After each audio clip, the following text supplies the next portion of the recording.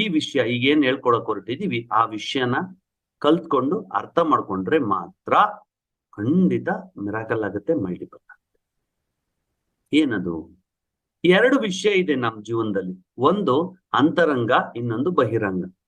ಅಂತರಂಗ ಪ್ರಪಂಚ, ಇನ್ನೊಂದು ಬಹಿರಂಗ ಪ್ರಪಂಚ. ಅಂದ್ರೆ ನಮ್ಮೊಳಗಡೆ ನಾವು ನೋಡ್ಕೊಳ್ಳೋದು, ಪ್ರಪಂಚ ನೋಡೋದು, ಎರಡು ವಿಷಯ. ಸೊ ನಮ್ಮೊಳಗಡೆ ನಾವು ನೋಡ್ಕೊಳ್ಳೋದು ಅಂದ್ರೆ ನಮ್ಮೊಳಗಡೆ ನಮಗೇನ್ ಬೇಕೋ ಅದನ್ನ ನಡ್ಸ್ಕೊಳ್ಳೋದು, ಇನ್ನೊಂದು ಹೊರಗಡೆ ಏನ್ ನಮಗೇನ್ ಬೇಕೋ ಅದನ್ನ ನಡೆಸೋದು. ಸೊ ಒಂದ್ಸರಿ ಯೋಚನೆ ಮಾಡೋಣ, ನಮಗೆ ಬೇಕಾಗಿರೋ ತರ ಹೊರಗಡೆ ಪ್ರಪಂಚದಲ್ಲಿ ನಡೀತಾ ಇದೆಯಾ? ಸಾಧ್ಯನೇ ಇಲ್ಲ. ನಮಗ್ ಬೇಕಾದಂಗೆ ಏನೂ ನಡೆಯೋದಿಲ್ಲ. ನಿಮಗೆ ಬೇಕಾದ ಟೈಮಲ್ಲಿ ಟ್ರೈನ್ ಬರ್ತದಾ, ಬಸ್ ಬರ್ತದಾ? ಇಲ್ಲ. ಅದ್ರ ಟೈಮಿಗೆ ನೀವು ಹೋಗ್ಬೇಕು. ನಿಮಗೆ ಬೇಕಾದ ಟೈಮಲ್ಲಿ ಫ್ಲೈಟ್ ಟೇಕಪ್ ಆಗತ್ತಾ? ಇಲ್ಲ. ಅದಕ್ಕೇನ್ ಟೈಮ್ ಟೇಕಪ್ ಆಗತ್ತಾ? ಟೇಕಪ್ ಆಗ. ನಿಮಗೆ ಬೇಕಾದಂಗೆ ನಿಮ್ಮ ಮನೇಲಿ ಟಿಫನ್ ಸಿಗುತ್ತಾ? ಇಲ್ಲ. ಇದು ಸರ್ ವಿಷಯ. ನಿಮಗೆ ಬೇಕಾಗಿರೋ ತರ ದೋಸೆ ಸಿಗಲ್ಲ.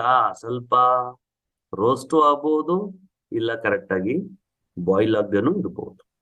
ನಿಮಗೆ ಬೇಕಾದಂಗೆ ಸಾಂಬಾರ್ ಇಲ್ಲ. ಪ್ರಪಂಚದಲ್ಲಿ ನಿಮಗೆ ಬೇಕಾದಂಗೆ ಏನಾದ್ರೂ ಇದೆಯಾ? ಇಲ್ಲ. ಸರಿ, ಆಯ್ತು. ನಿಮಗೆ ಬೇಕಾದಂಗೆ ನೀವಾರು ಇದ್ದೀರಾ? ಇಲ್ಲ. ಒಳಗಡೆ ಪ್ರಪಂಚ ನಿಮಗೆ ಬೇಕಾದಂಗಿಲ್ಲ, ಹೊರಗಡೆ ಪ್ರಪಂಚ ಬೇಕಾದಂಗಿಲ್ಲ. ಸತ್ಯ. ಒಳಗಡೆ ಪ್ರಪಂಚನೂ ಬೇಕಾದಂಗಿಲ್ವಲ್ಲ. ಅಂತರಂಗ ಪ್ರಪಂಚನೂ ಬೇಕಾದಂಗಿಲ್ಲ, ಬಹಿರಂಗ ಪ್ರಪಂಚದಲ್ಲೂ ಬೇಕಾದಂಗೆ ಸಿಗ್ತಿಲ್ಲ. ಸೊ ಹಾಗಾದ್ರೆ ಎಲ್ಲೋ ಒಂದು ವ್ಯತ್ಯಾಸ ಇದೆ. ಖಂಡಿತ ಇಲ್ಲೊಂದು ಸಮಸ್ಯೆ ಇದೆ. ಇಲ್ಲೊಂದು ಸಮಸ್ಯೆ ಖಂಡಿತ ಇದೆ. ಆ ಸಮಸ್ಯೆ ಏನು ಅಂತ ಗುರುತಿಸ್ಕೋಬೇಕು. ಅದಕ್ಕೆ ಪರಿಹಾರ ಹುಡುಕ್ಬೇಕು. ಎಸ್, ಟೀಮ್ ಅನ್ನ ಬಿಲ್ಡ್ ಮಾಡಕ್ ಹೊರಟಾಗ ಸಾಕಷ್ಟು ಚಾಲೆಂಜಸ್. ನಾನು ಲಾಸ್ಟ್ ಟೈಮ್ ಮಾತಾಡಿದ್ದೆ ಎಮೋಷನ್, ಲಾಜಿಕ್ ಮತ್ತೆ ಎಮೋಷನ್. ಸೊ ಎಮೋಷನ್ ನಿಮ್ದು ಸರಿ ಆಯ್ತಂದ್ರೆ ಈ ಬಿಸ್ನೆಸ್ ಅಲ್ಲಿ ತುಂಬಾ ದೊಡ್ಡ ಮಟ್ಟಕ್ಕೆ ಬೆಳಿತೀರಾ. ಆ ಎಮೋಷನ್ ಅಲ್ಲಿ ನಾವು ಈ ಬಿಸ್ನೆಸ್ ಅನ್ನ ಬೆಳೆಸೋದಿಕ್ಕೆ ಹೋದಾಗ ನಮಗಾಗುವಂತ ಒಂದು ದೊಡ್ಡ ಒಂದು ಸಮಸ್ಯೆ ಏನು ಅಂದ್ರೆ ಅವಮಾನ. ಎಸ್, ಅವಮಾನ ಮಾಡ್ತಾರೆ ಸರ್.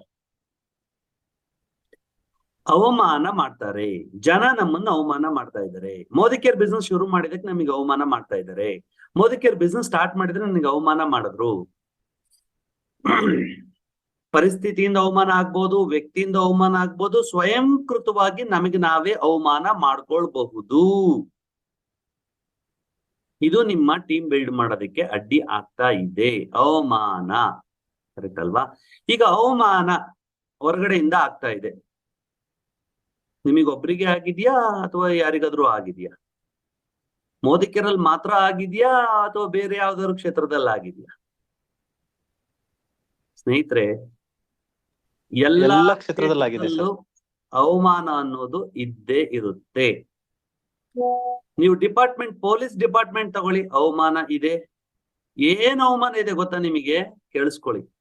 ಎಷ್ಟೆಷ್ಟೋ ದೊಡ್ಡ ದೊಡ್ಡ ಆಫೀಸರ್ಗಳು ಎಷ್ಟೋ ಸಣ್ಣ ಆಫೀಸರ್ಗಳ ಮನೆ ಕೆಲ್ಸದವ್ರ ತರ ಟ್ರೀಟ್ ಮಾಡ್ತಾರೆ. ತುಂಬಾ ತುಚ್ಛವಾಗಿ ನಡೆಸ್ಕೊಂತಾರೆ. ಅದು ಅವಮಾನ ಅಲ್ವಾ? ಎಸ್. ಡಿಪಾರ್ಟ್ಮೆಂಟ್ ಆಫ್ ಹೆಲ್ತ್ ಅಂದ್ರೆ ಹಾಸ್ಪಿಟಲ್ ಇರ್ಬೋದು, ಮೆಡಿಕಲ್ ಇರ್ಬೋದು, ಅವೆಲ್ಲ ಅವಮಾನ ಇಲ್ವಾ? ಇದೆ. ಫಿಲಂ ಇಂಡಸ್ಟ್ರಿಲಿ ಅವಮಾನ ಇಲ್ವಾ? ಅಯ್ಯೋ, ಇವತ್ತು ಯಾರೆಲ್ಲ ಗೆದ್ದಿಯಾರೋ ಅವ್ರ ಸ್ಟೋರಿ ಕೇಳಿ, ಎಂತ ಅವಮಾನ. ದರ್ಶನ್ ಅವ್ರಪ್ಪ ಅಂತ ದೊಡ್ಡ ಸ್ಟಾರ್ ಆದ್ರೂ ಕೂಡ ದರ್ಶನ್ ಅವ್ರು ಶುರು ಮಾಡುವಾಗ ಅವ್ರಿಗೆ ಅವಮಾನನೇ ಮಾಡಿದ್ರು. ಊಟ ಅಲ್ಲ, ಚೇರು ಕೂಡ ಕುತ್ಕೊಳಕ್ ಕೊಟ್ಟಿರ್ಲಿಲ್ಲ. ಅಂತ ಅವಮಾನ. ಎಲ್ಲರೂ ಅವಮಾನಗಳನ್ನ ಮೆಟ್ಟಿ ನಿಂತವ್ರಿಗೇನೆ ಸನ್ಮಾನ ಆಗಿರೋದು. ಆದ್ರೆ ಈ ಅವಮಾನ ಆಗುತ್ತೆ ಅನ್ನೋ ಅನುಮಾನದಲ್ಲೇ ನಾವು ಉಳ್ಕೊಂಡ್ಬಿಡ್ತೀವಿ ಬೇಸಿಕ್ ಲೆವೆಲ್ ಅಲ್ಲೇ.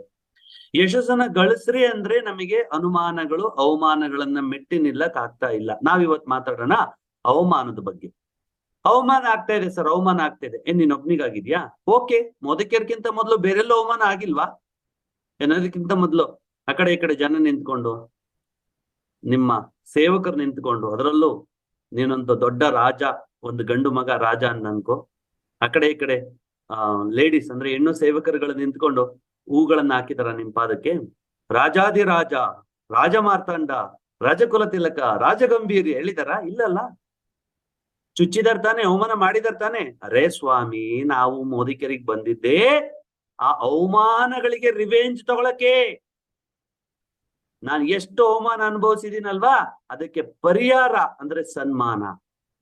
ಅವಮಾನಕ್ಕೆ ಪರಿಹಾರ ಅಂದ್ರೆ ಸನ್ಮಾನ. ಆ ಸನ್ಮಾನಕ್ಕೋಸ್ಕರ ತಾನೇ ಮೋದಿ ಕೇರಿಗೆ ಬಂದಿದ್ದು. ನಮ್ಮ ಎದುರುಗಡೆ ಸಾಮಾನ್ಯ ಜನ ಯಶಸ್ಸಾಗಿದ್ದಾರೆ, ಅವರಿಗೆ ಸನ್ಮಾನ ಮಾಡೋದ್ ನೋಡಿ ತಾನೇ ನಾವು ಮೋದಿ ಕೇರಿಗೆ ಬಂದಿದ್ದು. ಮೋದಿಕೇರ್ ಒಳಗಡೆ ಬಂದ್ಬಿಟ್ಟು ಸಾರ್ ಅವಮಾನ ಮಾಡ್ತಾರೆ, ಸಾರ್ ಅವಮಾನ ಮಾಡ್ತಾರೆ, ಮೆಟ್ಟಿ ನಿಲ್ಬೇಕದನ್ನ. ಅದು ನಿಂತ್ರೇನೆ ನಿಮ್ಗೆ ಸನ್ಮಾನಕ್ಕೋಸ್ಕರ ಬಂದಿದೀವಿ, ಅವಮಾನನ ಫೇಸ್ ಮಾಡ್ಲೇಬೇಕು. ಅವ್ರು ಹೇಳಿದಿರ್ತಾನೆ, ಯಾರಿಗೆ ಸನ್ಮಾನ ಆಗಿದೆ ಅವ್ರು ಹೇಳಿದಿರ್ತಾನೆ, ನನಗೆ ಅಷ್ಟು ಅವಮಾನ ಆಯ್ತು, ಅದನ್ನ ಮೆಟ್ಟಿ ನಿಂತೆ, ಅದಕ್ಕೆ ಇವತ್ತು ನನಗೆ ಈ ಸನ್ಮಾನ ಅಂತ. ಆದ್ರೆ ನಾವೆಲ್ಲಿ ಮರ್ತೋಗ್ಬಿಟ್ವಲ್ಲ ಸ್ನೇಹಿತರೆ. ಅವಮಾನ ಆಗ್ತಾ ಇದೆ, ಯಾಕೆ ಆಗ್ತಿದೆ ಅಂತ ಪ್ರಶ್ನೆ ಮಾಡ್ಕೊಳ್ಳಿ. ಏನಾಗ್ತಿದೆ? ವಾಟ್ಸ್ಆಪ್ ಹುಡುಕ್ತಿವಿ. ವೈ ದಿಸ್ ಹ್ಯಾಪನ್, ಯಾಕಿದಾಗಿರ್ಬೋದು ಅನ್ನೋ ಪ್ರಶ್ನೆ ಹುಡುಕೊಳ್ಳಿ, ನೋಡೋಣ. ಉತ್ತರ ಸಿಗಬಹುದು, ಅಥವಾ ಎಕ್ಸ್ಪರ್ಟ್ಸ್ ನ ಮೀಟ್ ಮಾಡಿದ್ರೆ ಖಂಡಿತ ಉತ್ತರ ಕೊಟ್ಟೆ ಕೊಡ್ತಾರೆ. What's happen, why this happen, never happen. ಅಂದ್ರೆ ವಾಟ್ಸ್ ಹ್ಯಾಪನ್ ಏನಾಗಿದೆ ಅದನ್ನ ಅದನ್ನ ಬಿಡು. ವೈ ದಿಸ್ ಹ್ಯಾಪನ್, ಯಾಕಿಂಗ್ ಆಗಿದೆ ಅಂತ ನಿಂಗೆ ರಿಯಲೈಸ್ ಆದ್ರೆ ಮತ್ತದು ವಾಟ್ಸ್ ಹ್ಯಾಪನ್ ಅದಾಗಲ್ಲ, ರಿಪೀಟ್ ಆಗಲ್ಲ ಅದು. ಸೊ ಅದಕ್ಕೆ ವೈ ಕಡೆ ತಲೆ ಕೆಡ್ಸ್ಕೊ. ವೈ ದಿಸ್ ಹ್ಯಾಪನ್, ನನಗ್ ಯಾಕೆ ಹಿಂಗ್ ಅವಮಾನ ಮಾಡ್ತಾ ಇದ್ದಾರೆ, ನನಗ್ ಯಾಕೆ ಹಿಂಗ್ ಅವಮಾನ ಆಗ್ತಾ ಇದೆ ಅನ್ನೋದನ್ನ ನೋಡ್ಕೊಳ್ಳಿ. ಅವಾಗ ನಿಮಗೆ ಉತ್ತರ ಸಿಗುತ್ತೆ ಡೆಫಿನೆಟ್ಲಿ. ನಾನು ಇವಾಗ ಹೇಳ್ಕೊಡಕ್ ಹೊರಟಿದ್ದೀನಿ ಅದಕ್ಕೆ ವಿಷಯ. ಏನಂದ್ರೆ ನಿಮ್ಗೆ ಅವಮಾನ ಆಗ್ತಾ ಇದೆ ಅಂದ್ರೆ ಅದಕ್ಕೆ ಕಾರಣ ಏನ್ ಗೊತ್ತಾ? ಕೀಳಿರಿಮೆ. ಏನ್ ಹೇಳಿ? ಕೀಳಿರಿಮೆ. ನೋಡಿ, ಬೇಕಾದ್ರೆ ಅಬ್ಸರ್ವ್ ಮಾಡಿ. ನಾನು ನನ್ನ ಚಿಕ್ಕ ವಯಸ್ಸಿಂದ ನನ್ನ ಜೀವನ ನೋಡ್ತಾ ಬಂದೆ. ನಿಮ್ಗಿದು ರಿಯಲೈಸೇಷನ್, ನಿಮ್ ಜೀವನ ನೀವು ನೋಡ್ಕೊಳ್ಳಿ. ನಿಮ್ಮ ಜೀವನದ ಹೀರೋ ಯಾರಂದ್ರೆ ನೀವೊಬ್ರೇ. ನಿಮ್ ಫೇವರೇಟ್ ಹೀರೋ ಯಾರಂದ್ರೆ ಬೇರೆ ಯಾರ ಹೆಸರು ಹೇಳ್ಬೇಡಿ, ಫಸ್ಟ್ ನಿಮ್ಮ ಹೆಸರು ಹೇಳ್ಕೊಳ್ಳಿ. ನನ್ನ ಫೇವರೇಟ್ ಹೀರೋ ಯಾರು ಗೊತ್ತಾ? ಅದು ನಾನೇ, ಅದು ವೀರೇಶ್ KB. ನಾನೇ ಅಂತ ಹೇಳ್ಕೋಬೇಕು, ಆಮೇಲೆ ಬೇರೆಯವ್ರ ಹೆಸರು ಹೇಳಿ. ಫಸ್ಟ್ ನೀವೇ ನಿಮ್ಮ ಜೀವನನ ಫೇಸ್ ಮಾಡೋರು ನೀವೇ. ಹಂಗಾದ್ರೆ ಹೀರೋ ಯಾರು? ನೀವ್ ಹೀರೋ. ನಿಮ್ ಜೀವನ ತಿರುಗಿಸ್ ನೋಡ್ಕೊಳ್ಳಿ. ನಾನ್ ನೋಡ್ಕೊಂಡೆ, ಹೌದು, ಜನ ನನ್ನನ್ನ ಹೀಯಾಳಿಸಿದ್ರು, ಅವಮಾನ ಮಾಡಿದ್ರು, ಕೀಳಿರ ಮೇಲೆ ನೋಡಿದ್ರು, ನನ್ನ ಕೀಳಾಗಿ ನೋಡಿದ್ರು. ಯಾಕೆ ನೋಡಿದ್ರು ನೋಡಿ, ಬೇಕಾದ್ರೆ ಅವ್ರ ಎದುರುಗಡೆ ಏನು ಅಂತ ಸಾಹಸಮಯ ಕೆಲಸಗಳನ್ನ ಮಾಡ್ಲೇ ಇಲ್ಲ ನಾನು. ಸಾಹಸಮಯ ಕೆಲಸ ಮಾಡ್ಲಿಲ್ಲ ನಾನು, ಯಾವುದನ್ನು ಧೈರ್ಯ ತೋರಿಸ್ಲಿಲ್ಲ, ಯಾವುದಕ್ಕೂ ಎದೆ ಕೊಟ್ಟು ನಿಲ್ಲಿಲ್ಲ. ನನ್ ಕೈಲಿ ಆಗುತ್ತೆ ಅನ್ಲೇ ಇಲ್ಲ ನಾನು. ಅದ್ ಸಣ್ಣದಿರ್ಲಿ ದೊಡ್ಡದಿರ್ಲಿ. ಉದಾಹರಣೆಗೆ ನಾನು ಹೇಳ್ತೀನಿ ಕೇಳಿ. ನಮ್ಮ ಊರಲ್ಲಿ ಈ ಮದ್ವೆಗಳಲ್ಲಿ ಚಪ್ರ ಹಾಕೋ ವಾಡಿಕೆ ಇದೆ, ನಿಮ್ಮ ಊರುಗಳಲ್ಲೂ ಇರುತ್ತದು. ಈ ಚಪ್ರ ಹಾಕೋ ಟೈಮಲ್ಲಿ ಊರರೆಲ್ಲ ಸೇರ್ಕೊಂಡು ಚಪ್ರ ಹಾಕ್ತಿದ್ವಿ. ಒಬ್ರು ಕೆಲ್ಸ ಗುಂಡಿ ತೆಗೆಯೋದು, ಒಬ್ರು ಕೆಲ್ಸ ಮಣ್ಣು ತೆಗೆಯೋದು, ಇನ್ನೊಬ್ರು ಕೆಲ್ಸ ಏನೋ ಅಡಿಕೆ ಮರಗಳು ಬರ್ತದೆ ಅದನ್ನ ನೆಡೋದು, ಅದ್ರ ಮೇಲೆ ಅಡಿಕೆಗಳನ್ನು ಕಟ್ಟೋದು, ಈ ತರದ ಕೆಲಸ. ಕೆಲವೊಬ್ರು ಬರ್ತಾ ಇದ್ರು, ಕೈ ಕಟ್ಕೊಂಡು ನಿಂತ್ಕೊಂತ ಇದ್ರು, ಸುಮ್ನೆ ನೋಡ್ತಾ ಇದ್ರು. ಯಾರಾದ್ರೂ ಮಾಡ್ತಿದ್ರು ಅಂತಿದ್ರು, ಸೈಲೆಂಟ್ ಆಗಿರ್ತಿದ್ರು, ಟೀ ಕುಡಿತಿದ್ರು, ತಿಂಡಿ ತಿಂತಿದ್ರು, ಮತ್ತೆ ಹೋಗ್ಬಿಡ್ತಿದ್ರು.